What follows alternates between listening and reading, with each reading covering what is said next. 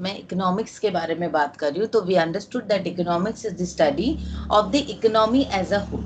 Now economy को मैं define कर रही हूँ यहाँ पर, मैं एक समाज की बात कर रही हूँ। इकोनॉमी मतलब क्या है? It is a system. Economy जो है ये एक सिस्टम है। System of what? Inter related mechanism of the different elements in a society. एक समाज में जो इतने सारे एलिमेंट्स हैं उनके बीच में एक सिस्टम बना हुआ है जिसको हम बोलते हैं इकोनॉमिक सिस्टम। बोलते हैं ना इकोनॉमिक फंक्शन, इकोनॉमिक पॉलिसी। तो ये इकोनॉमिक है क्या एक्चुअली? इकोनॉमिक जब हम बात करते हैं तो कोई भी चीज जब हम इकोनॉमिक पॉइंट ऑफ व्यू से बात करते हैं ना, उसका मतलब बहुत नाप तोल के काम करना, बहुत हिसाब से काम करना। We sometime we say that you, जैसे एकदम छोटा सा एग्जांपल दे रही हो, तुम एयरलाइन में जा रही हो, फ्लाइट में जा रही हो, वहां पे बोलती हो कि इकोनॉमिक क्लास। इकोनॉमिक क्लास एक है और एक है लग्जरी क्लास वाला। तो इकोनॉमिक क्लास मतलब भी समझ में आ रहा है कि यहाँ पर रिसोर्सेस को कम खर्चा करना है। तो इकोनॉमिक्स भी वैसा ही कुछ है, जहां पर ये जो इकोनॉमिक्स है ना, बहुत इजी एक सब्जेक्ट है। इसमें क्या है? ये समाज को लेकर, सोसाइटी को लेकर, एक सोसाइटी में किस तरीके से लोग आपस में इंटरैक्ट करते हैं, अपने रिसोर्सेस को खर्च करते हैं, इसी चीज को लेकर पूरा इकोनॉमिक्स बना हुआ है। Now as a management student you need to understand that how you are going to take decisions. आपको समझना है ना। जैसे मैं यहाँ पे बता रही थी, मैं एक टीचर हूँ, मैं एक टीचर हूँ, इस सोसाइटी में हूँ, आसमान में तो नहीं हूँ। मैं क्या कर रही हूँ? मैं अपने रिसोर्सेज दे रही हूँ।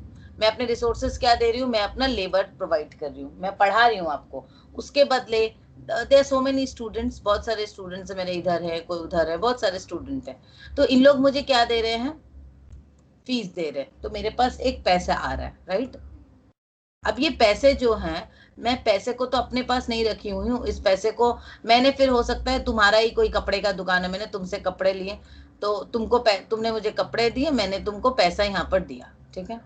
फिर और एक कोई स्टूडेंट है, उसके पापा टीचर हैं, वो मेरे बच्चों को पढ़ा रहे हैं, तो मैंने उनको भी पैसे दिए। तो देखो, मैंने उनसे सामान लिया, सर्विस ली, तुमको उसको पैसे दिए। इसके अलावा अब देखो, ये जो पैसा है ये इसके पास भी नहीं है। ये हो सकता है कुछ खाने का सामान लेने गया, शॉप में गया, तो वहां पे वो पैसे दिया और उसके बदले उसने सामान लिया। देखो, तो अल्टीमेटली ये जो पैसा है हमारे इकोनॉमी में फ्लो कर रहा है, राइट? अब ये जो देखो, ये मेरे मेरे जो पैसे कुछ बच गए, तो बच गए तो वो पैसे मैंने क्या किए? कुछ पैसे बैंक में रख दिए, राइट? कुछ पैसे मैंने बैंक में डिपॉजिट कर दिए कि रखा हुआ रहेगा। अब बैंक तो उसको रखता नहीं है, बैंक भी कुछ कंपनीज में लगा रहा है, इन्वेस्टमेंट कर रहा है, लोन दे रहा है। कंपनीज अब उसी पैसे से work in progress, sorry, raw materials वगैरह खरीद रही हैं, परचेस कर रही हैं। तो परचेस वो किससे कर रही है? इस सोसाइटी से ही, किसी ना किसी से, लोगों से परचेस कर रही है। पैसा घूम के इधर ही आ रहा है। तो छोटी छोटी चीजों से देखो, हम लोग को समझ में आ रहा है कि ये जो पैसा है ये एक बहुत इंपॉर्टेंट मीडियम है of resources. We can buy all the resources in return of money. But economics में हम लोग को पता है कि पैसे से हम लोग कुछ भी खरीद सकते हैं। अकाउंटिंग के लैंग्वेज में बोलते हैं money is the standard medium of measurement. But economics में देखिए, पैसा होते हुए भी कभी कभी हम लोग रिसोर्सेज नहीं खरीद सकते, क्योंकि रिसोर्सेज का ओवरऑल एक लिमिटेड सप्लाई होता है ओवरऑल इकोनॉमी में। कुछ जो नेचुरल रिसोर्सेज हैं उसके सप्लाई लिमिटेड है थ्रू आउट दी वर्ल्ड। तो हम लोग को ये जो रिसोर्सेज हैं, जो नेचुरल रिसोर्सेज हैं या मैन मेड रिसोर्सेज हैं, कुछ बहुत एबंडेंस है और कुछ बहुत लिमिटेड है। तो we have to understand from the managerial point of view that how we have to use this resources. Economics हमको क्या बताता है कि how we will use this limited resources. ये जो मेरे रिसोर्सेज हैं, कुछ रिसोर्सेज तो बिल्कुल ही लिमिटेड है। Normally we consider most of the resources are limited. अब जो रिसोर्सेज लिमिटेड है, बिकॉज लिमिटेड कॉन्सेप्ट यहाँ पे आ गया, लिमिटेड रिसोर्सेज हैं और मेरे पास ऑल्टरनेटिव बहुत हैं, एक है, दो हैं, तीन है। तो ये ऑल्टरनेटिव्स में पैसे को किस तरह कैसे लगाऊंगी, ये मुझे इकोनॉमिक्स सिखाता है। तो मैनेजमेंट में every time we have to take certain decisions. तो इकोनॉमिक्स इसलिए सबसे ज्यादा इंपॉर्टेंट है from the managerial decision point of view, कि हम लोग कैसे डिसीजन लेंगे। तो ये हम लोग को सबसे पहले सिखाएगा in economics that limited resources को यूज करके हम लोग ऑप्टिमम, मतलब मैं डेफिनेटली, मैं जब चूज करूंगी I will choose the best option, कि भाई ये बेस्ट है तो मैं इसको ही चूज करूंगी, या ये बेस्ट है, कौन सा बेस्ट है, क्योंकि रिसोर्सेज मेरे पास लिमिटेड है। With this limited resources I have to choose the best one. Normally अगर आप इकोनॉमिक्स को डिफाइन करो, economics can be defined as a social science that deals with the production, distribution and consumption of scarce resources in an economy. अगर हम लोग economics को define करते हैं ना, economics can B defined as a social science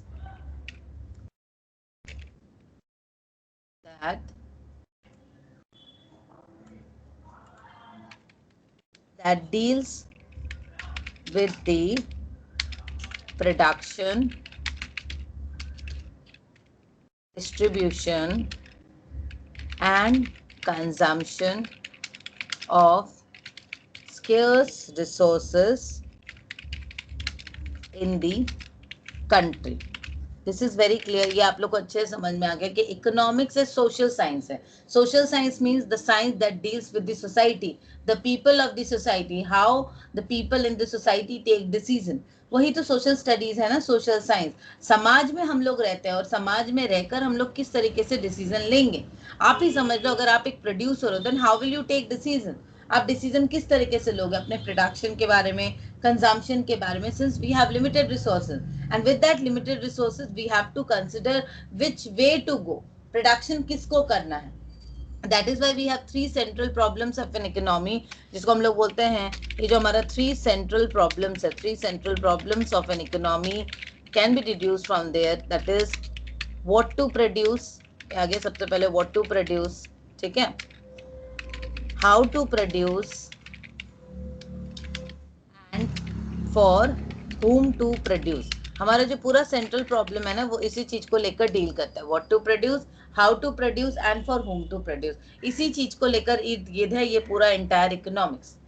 क्या production करना है, सबसे पहला कॉन्सेप्ट हो गया क्या प्रोडक्शन करना है. हाउ टू प्रोड्यूस, कैसे प्रोडक्शन करना है, कि लेबर इंटेंसिव प्रोडक्शन टेक्निक होगी, कैपिटल इंटेंसिव टेक्निक होगी, and for whom to produce. देखो नॉर्मली हमारा सबसे ज्यादा कॉन्सेंट्रेशन इसमें होना चाहिए, होम टू प्रोड्यूस. हमारे कंज्यूमर्स कौन है, कंज्यूमर्स के नीड्स, डिमांड्स, ये सारी चीजों को देखकर.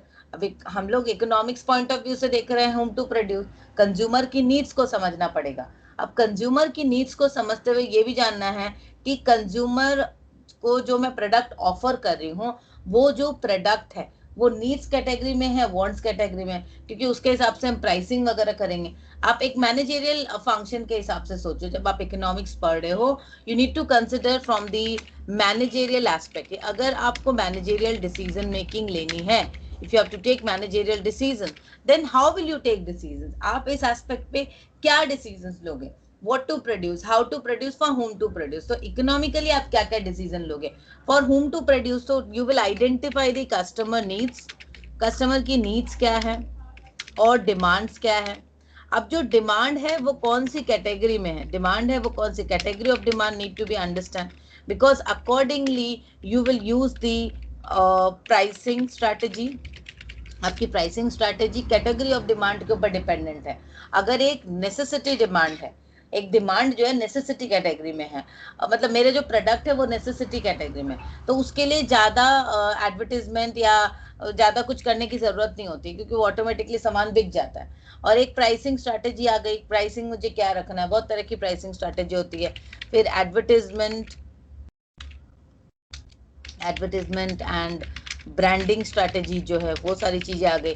सो अल्टीमेटली आप देखोगे, जब आप एक इकोनॉमिकली चीजों को समझोगे, तो customer needs, whom to produce, ये बहुत सारी चीजें हमको बता रहा है.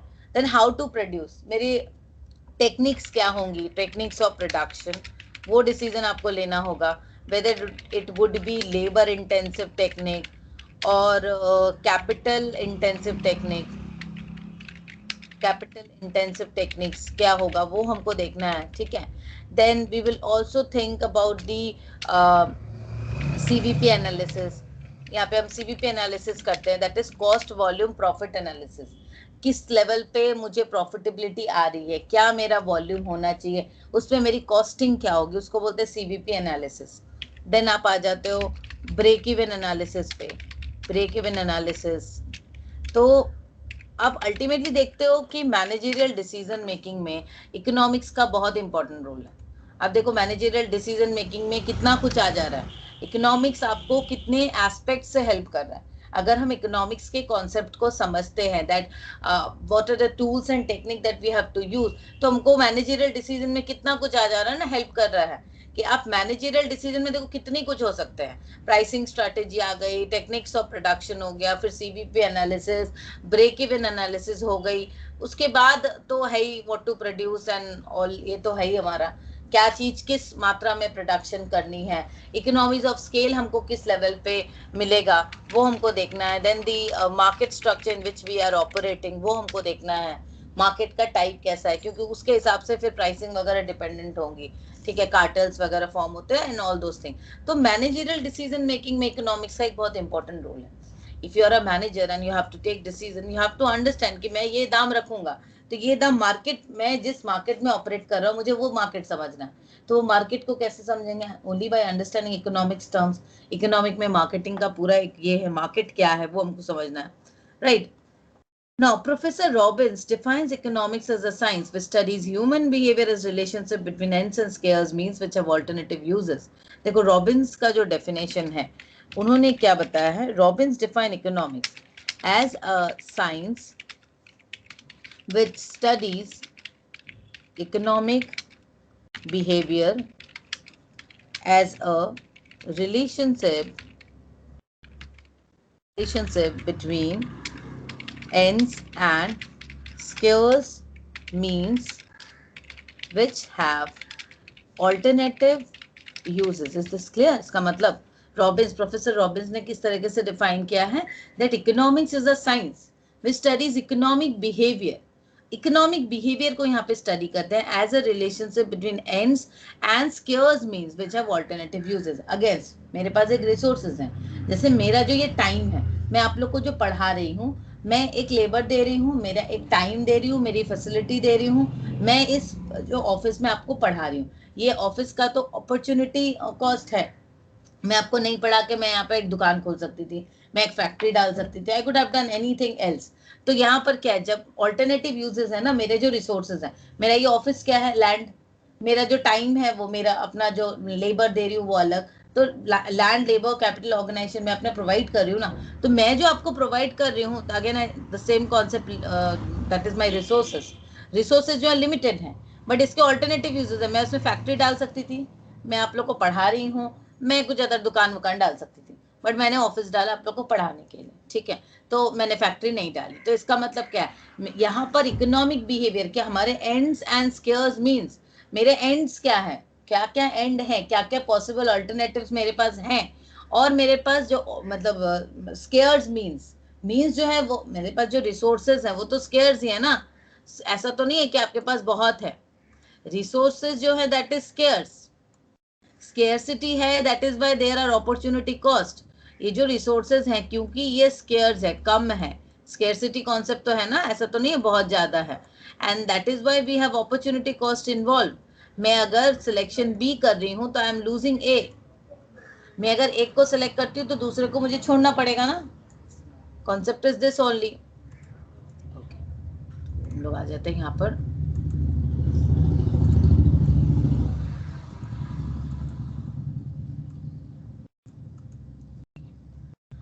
Optimum utilisation of resources is possible through proper allocation of resources. हम लोग इतनी देर से जो बात कर रहे हैं यहाँ पर, मेन हमारा जो पूरा इकोनॉमिक्स का कॉन्सेप्ट है, it revolves around the optimum utilisation. हम लोग बार बार जब इकोनॉमिक्स में जो भी कुछ पढ़ेंगे, it revolves from optimum utilisation. Optimum utilisation मतलब मैक्सिमाइज करना। हम लोग क्यूटी में पढ़ रहे थे ना, गेम थ्योरी या डिफरेंट स्ट्रैटेजी स्टैटिस्टिक्स में जो करते हैं, तो मेन कंसर्न क्या रहता है, ऑप्टिमम यूटिलाइजेशन, वहां से बेनिफिट्स को जो मैक्सिमाइज करना है या मैक्सिमम बेनिफिट एक्सट्रैक्ट करना है, this is what is optimum utilisation is. तो optimum utilisation of resources is possible through proper allocation of resources. Resources को अगर हम प्रॉपरली एलोकेट कर रहे हैं, रिसोर्सेज को सही जगह पर हम लगा रहे हैं, दिस इज रिसोर्स एलोकेशन। तो अगर मैं प्रॉपर एलोकेशन कर रही हूँ तो सीधी सी बात है कि मेरा ऑप्टिमम यूटिलाइजेशन होगा। मैं क्या करूंगी, मैं अगर अपने टाइम को सही तरीके से, time is a resource for me, तो मैं अपने टाइम को सही जगह पर लगा रही हूँ, ये काम कर रही हूँ, ये काम कर रही हूँ, ये एक्टिविटी में, ये क्या, तो इसका मतलब क्या, मैं अगर प्रॉपरली एलोकेट कर रही हूँ तो I will definitely maximise my benefit, This is what optimum utilization is. Shortages and scarcity occur in an economy when people demand more than what is available. क्या होता है शॉर्टेज या स्केर्सिटी क्यों आएगी? Shortage and scarcity will definitely come only when demand is greater than supply. हमारी supply कम है और demand ज्यादा है. एक बार ऊपर जाओ, मम्मी को बोलो वो धुना अंदर करी, फिर से मैं पढ़ा नहीं पाऊंगी.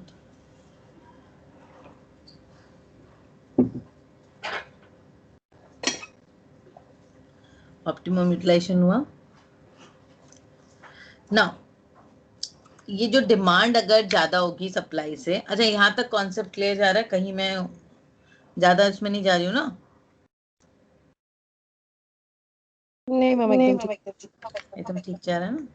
तो क्वेश्चन अगर आता है, if a question come that describe the benefit of economics और describe the managerial decision making process in context to या in reference to economic decisions, तो कैसे आंसर लिख सकोगी? लिख पाओगी? अगर मैनेजरियल डिसीजन मेकिंग का क्वेश्चन आता है, you might get questions about managerial decision making कि इकोनॉमिक्स जो है, इकोनॉमिक्स कैसे एड करता है, means how does economics aids in managerial decision making. Just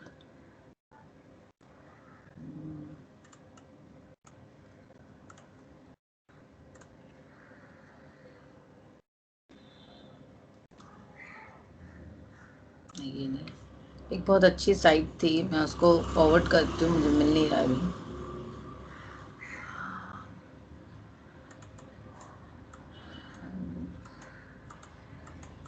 नहीं मिल रहा मुझे. इतनी सर्च, मैं एक बार सर्च करूँगी कहाँ गया वो. बहुत अच्छा एक साइट है, just forward you the link मैं भेज दूँ. देखो यहाँ पे क्या हो रहा है, जैसे मैंने बताया कि optimum utilisation means proper allocation of resource.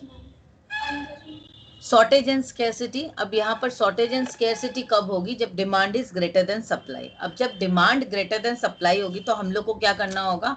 हम लोग को कुछ अपने डिमांड्स या नीड्स जो भी हैं उसको हम फॉरगो करेंगे, हमें उसको छोड़ना पड़ेगा, या सैक्रिफाइसेस का कॉन्सेप्ट आ गया यहाँ पर. सैक्रिफाइस करना पड़ेगा ना हमको, कुछ सैक्रिफाइस करें तो मुझे ये मतलब मुझे पसंद है ए बी सी डी, बहुत सारी चीज़ें पसंद है, पर इतने रिसोर्सेज नहीं है. तो मैं क्या करूँगी? एज ए रैशनल कंज्यूमर मैं अपने देखूंगी कि जो मेरे बजट में आ रहा है, ट्रेड ऑफ करना इसको बोलते हैं. तो जो मेरे बजट में आ रहा है मैंने उसको ले लिया, बाकी सबको मैंने छोड़ दिया, क्योंकि अल्टीमेटली मेरे पास रिसोर्सेज इतने ही हैं कि मैं ए को परचेस कर सकूं. मैंने एक को परचेस करूं, ए बी सी डी सारे नहीं कर सकती, पर पसंद आ गई सारी. Then what will I do? I will just purchase A and leave the others. This is a normal rational consumer will do. एक नॉर्मल जो एक रैशनल कंज्यूमर है, जिसका दिमाग ठीक ठाक है, वो ऐसे ही करेगा. इसको बोलते हैं, इस प्रोसेस को हम लोग बोलते हैं ट्रेड ऑफ. आपको अगर पसंद 4-5 चीज आ गई, बट आपके पास रिसोर्सेज इतने ही लेने के हैं. आप दुकान गए, आपको पसंद आ गई 20,000 की एक साड़ी. अब तुमको 20,000 का बजट दिया गया पूरा फैमिली का कपड़ा लेने का, तो तुम क्या करोगी? तुम वही 20,000 में तुम 20K में पूरी फैमिली के कपड़े लोगी, उसमें तुम्हारी साड़ी भी घुस जाएगी. That means as a rational consumer we will trade off कि मुझे 1 2 3 4 जितने चीज़ों का मतलब मेरा जो रिसोर्सेज हैं, considering my resources I will trade of and I will find the best possible alternatives to fulfill my needs. अपने नीड्स को फुलफिल करने के लिए हम ऑल्टरनेटिव्स देख लेते हैं and accordingly we work on it. ऐसा नहीं कि मुझे अगर 20,000 की एक साड़ी पसंद हो गई, मेरे रिसोर्स ही है 20,000, उस 20,000 में मुझे 4 जन के कपड़े लेने हैं, तो मैं एक जन का कपड़े लेकर तो वापस नहीं आ सकती. एक रैशनल कंज्यूमर क्या करेगा? वो ट्रेड ऑफ करेगा. तो ट्रेड ऑफ मीन्स वो उसी अमाउंट में दूसरा चॉइसेस प्रेफर करेगा, 1 2 3 4, बाकी सबके कपड़े लेगा उसमें.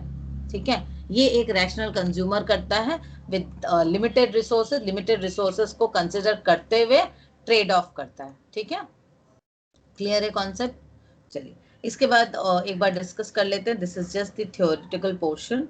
Nature and scope of economics. Economics का नेचर या स्कोप क्या है? What are the nature and scope? Economics can be viewed as a science or as an art. It can also be classified as pure economics and applied economics, positive and normative economics. Economics को हम लोग differently या different तरीके से study करते हैं. Economics is sometimes viewed as science, कभी हम लोग इसको science बोलते हैं, कभी और an art, कभी इसको आर्ट के रूप में देखते हैं, कभी इसको हम लोग पॉजिटिव इकोनॉमिक्स, प्योर इकोनॉमिक्स बोलते हैं, कभी इसको हम लोग अप्लाइड इकोनॉमिक्स बोलते हैं. ठीक है, कभी इसको पॉजिटिव एंड नॉर्मेटिव इकोनॉमिक्स भी बोलते हैं. डिफरेंटली हम लोग इसको डिफरेंट तरीके से इसको स्टडी करते हैं इकोनॉमिक्स को. ठीक है, To understand the nature of economics better, we must know what is science. Science का मतलब क्या होता है, हम लोग इसको साइंस क्यों बोल रहे हैं. नॉर्मली साइंस से आप क्या समझ रहे हो, इकोनॉमिक्स को जब हम साइंस के रूप में कैटेगराइज कर रहे हैं, क्यों.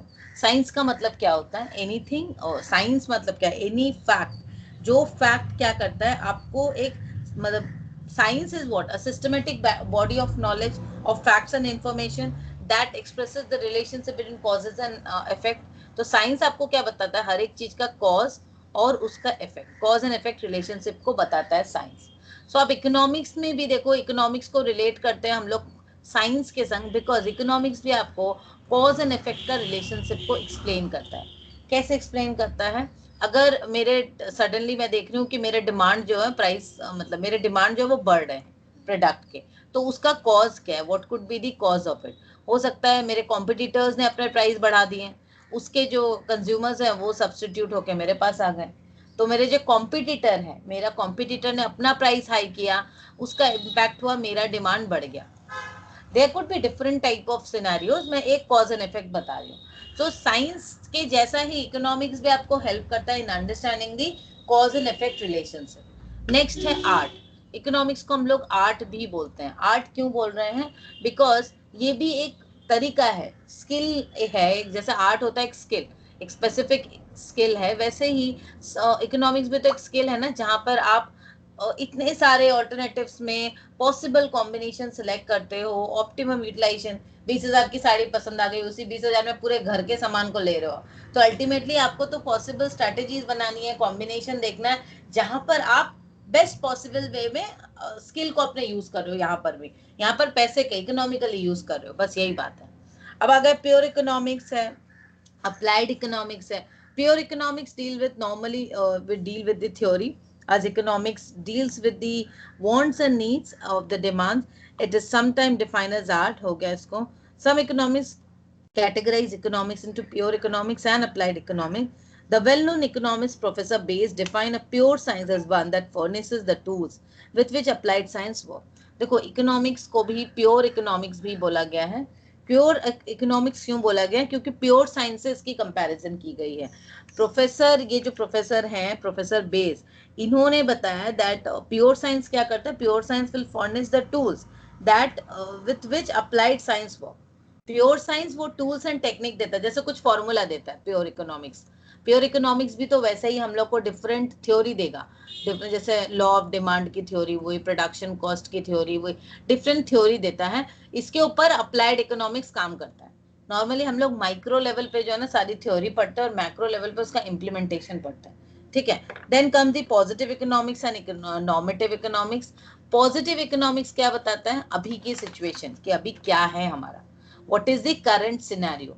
करंट जो सिनेरियो है उसको बोलता है पॉजिटिव इकोनॉमिक्स. ठीक है, और नॉर्मेटिव इकोनॉमिक्स डिस्कस करता है द आइडियल एस्पेक्ट, कि आइडियल सिचुएशन क्या होनी चाहिए.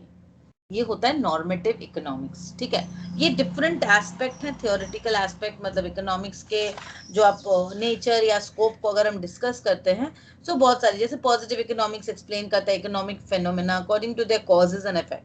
Eight the same time it says nothing about the ends.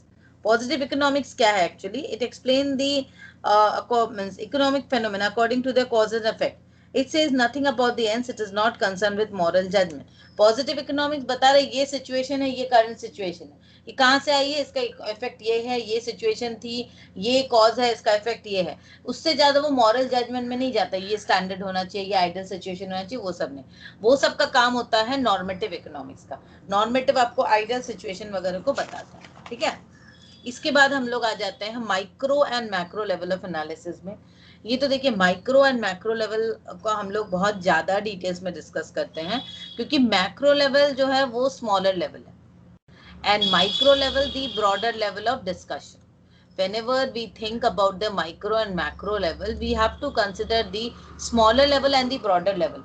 This is in context to which level we are studying. We will classify this as micro and macro. जैसे मैं telecom market को study कर रही हूँ, तो Indian telecom market अगर मैं study कर रही हूँ, तो यहाँ पे Indian telecom market in comparison to world market, तो Indian telecom market micro level हो गया और वर्ल्ड लेवल जो हो गया, वर्ल्ड मार्केट जो हो गई वो मैक्रो लेवल हो गई। ठीक है, सेम वे में अगर मैं टेलीकॉम मार्केट को स्टडी कर रही हूँ, कोलकाता मार्केट, ये कोलकाता में जियो का क्या मार्केट है, ये हो गया माइक्रो लेवल। ठीक है, ये माइक्रो लेवल हो गया। और in comparison to all over India, पूरे इंडिया में जो हमारा टेलीकॉम मार्केट है उसका सिनेरियो क्या है, उस लेवल पे हम स्टडी कर रहे हैं। तो ऑल ओवर इंडिया का जो मेरा जियो का क्या मार्केट है, उसको जब हम स्टडी करेंगे तो in comparison to all over Indian market, my Kolkata market is micro, Indian market is macro. अब यही अगर इंडिया मार्केट से ओवरऑल ग्लोबल मार्केट पे चले जाओ तो ये माइक्रो हो जाता है और फिर ये मैक्रो हो जाता है। तो ये हमारा नॉर्मली जब माइक्रो और मैक्रो लेवल ऑफ एनालिसिस करते हैं, वो किसी भी सिचुएशन में हो, कोई भी चीज को लेकर हो, कोई रिसर्च कर रहे हो, मार्केटिंग कर रहे हो, किसी, देखो सभी चीजों में इकोनॉमिक्स कंसर्न है। हमने पहले ही देखा कि in any managerial decision making economics is always concern. Cost निकाल लो, प्रॉफिट निकाल लो, कॉस्ट ऑफ प्रोडक्शन निकालना है, प्रॉफिट वॉल्यूम एनालिसिस करनी है। Every subject is related with each other, सभी टॉपिक्स एक दूसरे से रिलेटेड है। तो यहाँ पर जब हम लेवल ऑफ एनालिसिस कर रहे हैं तो हमको तो समझ के ही चलना है कि माइक्रो लेवल और मैक्रो लेवल किस कंपैरिजन से कर रहे हैं, किस यूनिट में डिसीजन हो रही है, किस टॉपिक पे डिसीजन हो रही है, उसको हम एक कंपैरिजन करते हैं। अब जैसे नॉर्मली अगर हम माइक्रो लेवल की बात करें तो यहाँ पे इंडिविजुअल लेवल पे बात करते हैं। इंडिविजुअल मार्केट हुआ, इंडिविजुअल मार्केट डिमांड हुआ, या इंडिविजुअल आपकी जो थ्योरीज हुई, प्राइस थ्योरी, ये सब। तो माइक्रो लेवल पे नॉर्मली सारा एक फंडामेंटल थ्योरी वगैरह दिया जाता है, जिसका इम्प्लीमेंटेशन हम मैक्रो लेवल पे करते हैं। जैसे मैक्रो लेवल में एग्रीगेट ओवरऑल इकोनॉमी की बात करते हैं, इन्फ्लेशन लेवल क्या है, बिजनेस साइकिल क्या है, जीडीपी क्या है, ये तो ओवरऑल इकोनॉमी को लेकर जब हम बात करते हैं वो हो जाता है हमारा मैक्रो लेवल। ठीक है, नाउ माइक्रो इकोनॉमिक्स इतना इंपॉर्टेंट क्यों है? जब हम बात करते हैं ना माइक्रो एंड मैक्रो लेवल की, तो माइक्रो इकोनॉमिक्स हमारे लिए बहुत इंपॉर्टेंट है। माइक्रो इकोनॉमिक्स क्यों इतना इंपॉर्टेंट है? क्योंकि माइक्रो इकोनॉमिक्स आपको सब तरह की थ्योरी प्रोवाइड कर रहा है। Without that we will not be able to work on. Microeconomics plays an important role in the study of economic theory. It will give you all the economic theory that is going to help us.